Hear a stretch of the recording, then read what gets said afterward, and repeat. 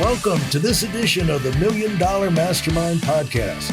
This is where we pick the brains of high achievers from all walks of life and get their hard-earned, real-world insights on winning. I'm your host, Larry Weidel.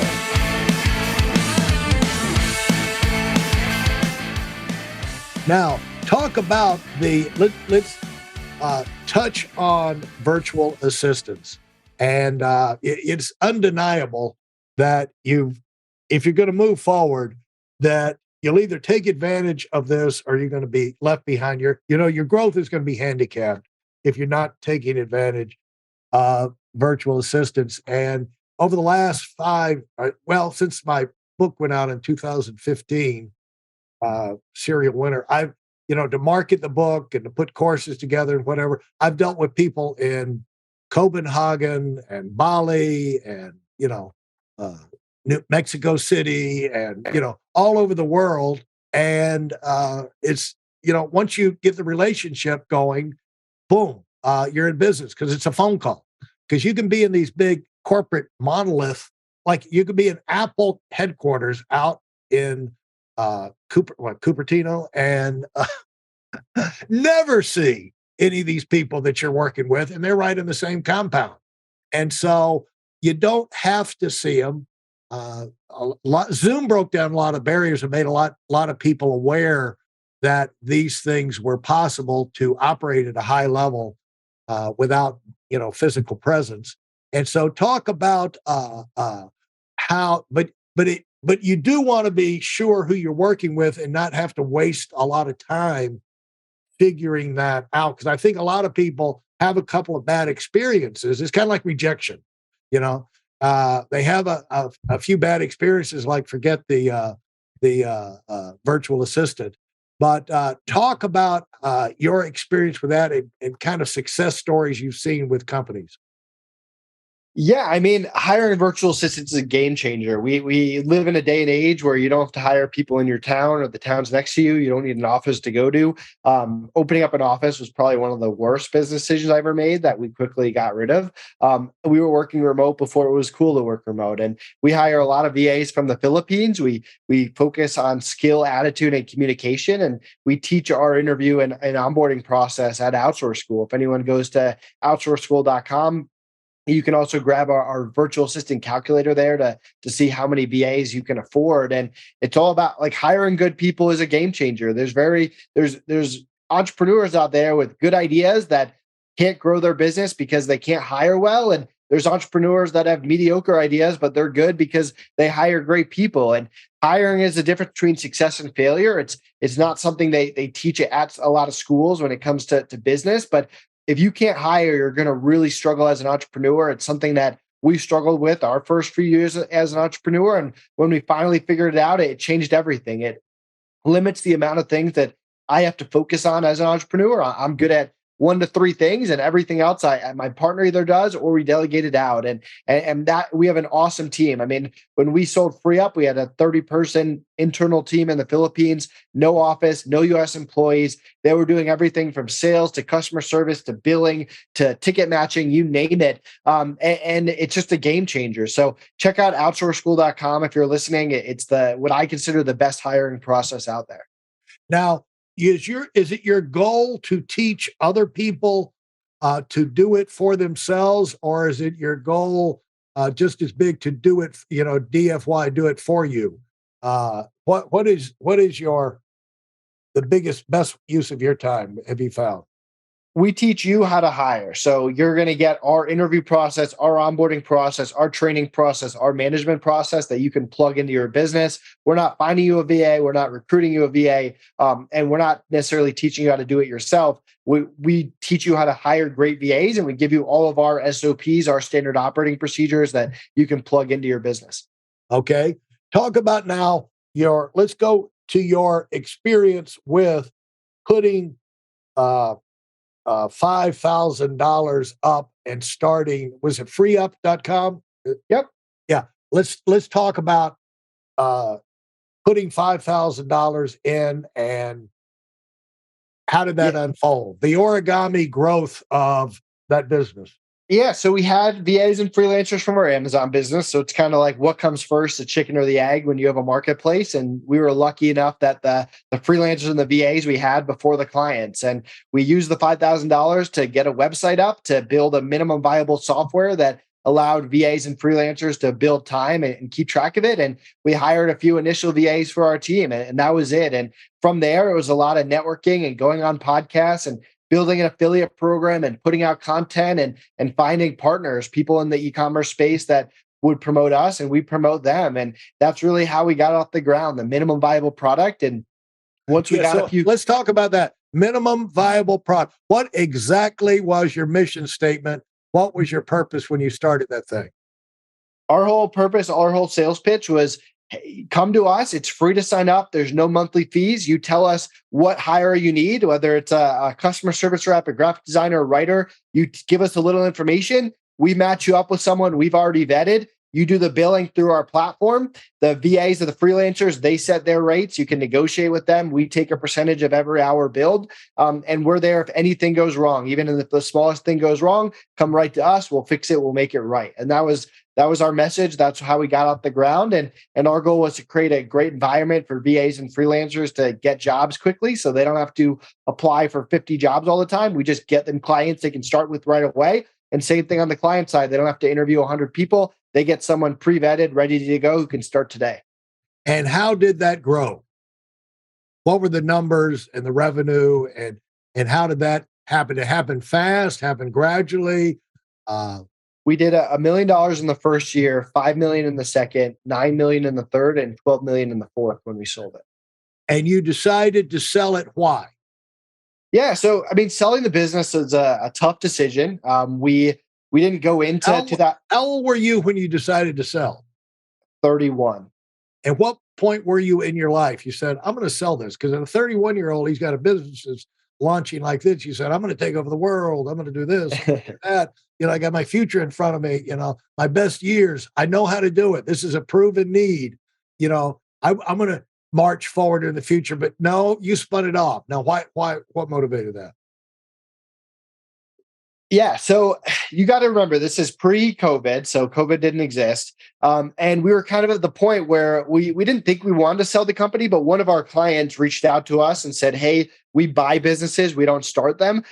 We want to get into the freelancer space. We love FreeUp. We use FreeUp. We'd be interested in buying it. And we kind of heard them out, and they ended up making us a really good offer. And then it was decision time. And there were a lot of factors. One factor was, we got this business at 12 million. We'd never gotten a business bigger than that.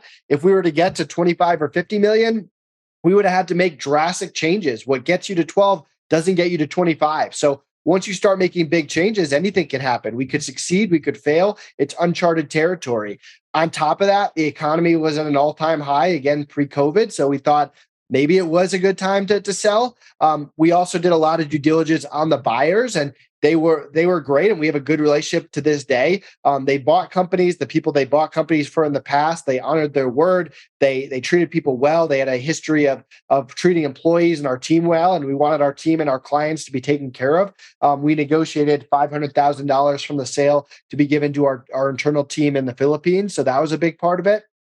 In addition to that, we had been doing it for 4 years, and we knew that we had put our heart and soul into it. And we were also excited at the possibility of doing something else. It was enough to set up financial freedom in both of our families and allow us to get into other companies that we wanted to, and be patient and take kind of the pressure and the hustle and the grind away, where we wouldn't have to do that anymore for the rest of our life. So a lot of factors, and you never really know if you make the right decision until after the fact, but it worked out really well. We got paid every penny. They honored their agreement. FreeUp's doing great. We were able to start 2 other companies, Outsource School and EcomBalance. Our team was taken care of. We still use FreeUp. Other clients still use FreeUp, and ended up being the right decision for us. And you use FreeUp for the billing and processing. And that's when, if you want someone to do it for you, I guess that's the DFY piece, would be to go to FreeUp for the billing and things like that, if you don't want to fool with it yourself. Yeah, we hire people from FreeUp, and we have a good relationship with them. So Absolutely. So we use free up, we promote free up, and they're nice. They promote us, like they promoted EcomBalance to the free up list. They didn't have to do that. There's nothing in our agreement that Now they had to do that. you must have done something right in setting up free up in the sense that when companies come in to buy, a lot of times, well, what they want to make sure is the management team is in place, that there's a functioning group there that's going to continue to function. It's not pull the leader out and the whole, it's like a card tower and the whole thing comes tumbling down. You had to have some pretty pretty good top level management in place so you could be pulled out of the thing from the top. It's one thing, 30 people in the Philippines is another thing to, drive it and grow. How did you, so that's a tribute to you, by the way, whether you're aware of it. And so, Appreciate it. where you could get out, and a company would say, I'm going to buy that thing without Nathan. And obviously it's worked out because it's still going. You still got the good relationship. How did you set that up? Where you Yeah, I mean, it's good people. It comes down to good people and good processes. And when they were going through diligence, we had a process for every little thing. They said, what do you do if this happens? What do you do if this happens? How do you run customer service? How do you run marketing? And we had everything documented. The crazy thing is they didn't meet anyone from our team before the sale. We wouldn't let them meet them. But they knew that we wanted to give that $500,000 to our team. So we obviously like our team a lot if we're willing to do that. So I think that had a part of it as well. And yeah, I mean, they got to see the work being done. They got to see billing period every single week, getting billed, working, clients coming in, clients leaving good reviews, and they got to kind of see all our process in action. And I think this is where a lot of people go wrong. Like I was the face of free up, but you can always replace the face of marketing. Like you can come in with different marketing strategies, different marketing tactics. What really mattered is that customer service ran without me, and matching freelancers ran without me, and billing ran without me. That's what they cared about. On the marketing side, you can always change the marketing. It's more about the operations of the business that needed to run without me.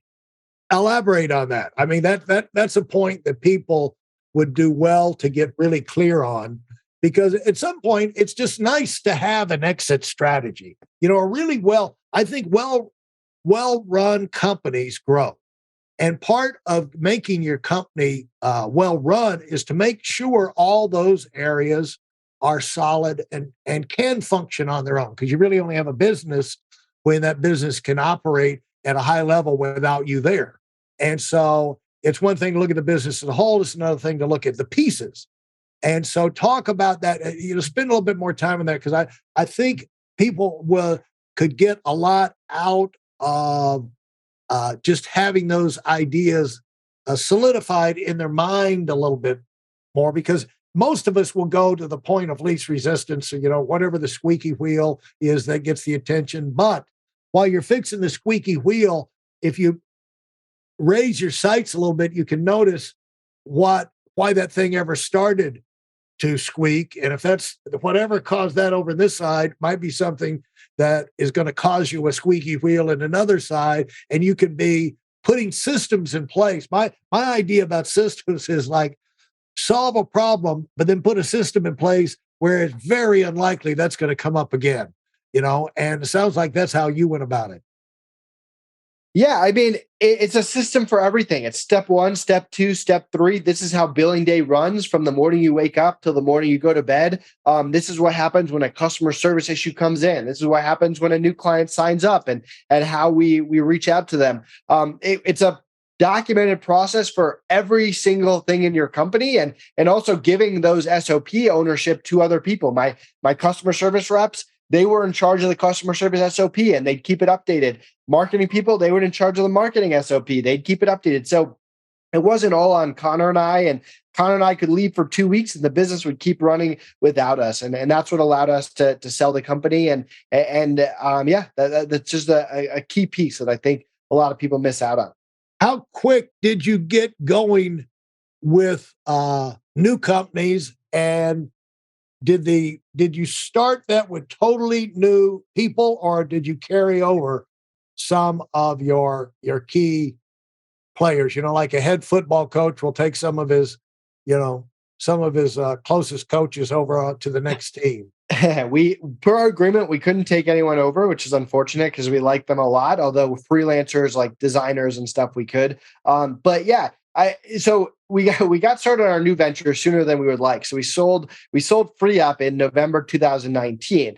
The original plan was to travel the world for a year. I didn't think I would see my business partner for a year. Then COVID hit and we were kind of stuck inside in a weird position where we had nothing to do, no business to run, and you could only watch so much Netflix. So we got to work. A buddy of mine gave me advice that if I sold a hiring course, people would listen because we had a lot of experience hiring. And we launched Outsource School. We didn't know if people would like it or hate it. We did a promo for it. It knocked the cover off, and we launched Outsource School, and we've been running that for years. And people can go to outsourceschool.com to learn more. And meanwhile, I mean, Outsource School is pretty passive. It's a membership, it's a course. And we started brainstorming other ideas and dabbling in things, real estate, consulting. And we learned pretty quickly that we hated being consultants, but the common theme was every business we would consult with needed a better bookkeeping process to get good data to make decisions. And that kind of led us down the path of launching our own monthly bookkeeping service for online businesses. And the rest is history. So Outsource School, it was a little pandemic baby, and EcomBalance came over time through a lot of brainstorming and trial and errors. Thanks for listening to the Million Dollar Mastermind. If you felt there were any valuable takeaways from this episode, please take a minute and leave us a 5-star review. Your feedback is important and really helps us get the word out to a wider audience. Remember, we have a valuable webinar that is absolutely free. Register for it right now at weidelonwinning.com. Thanks for listening.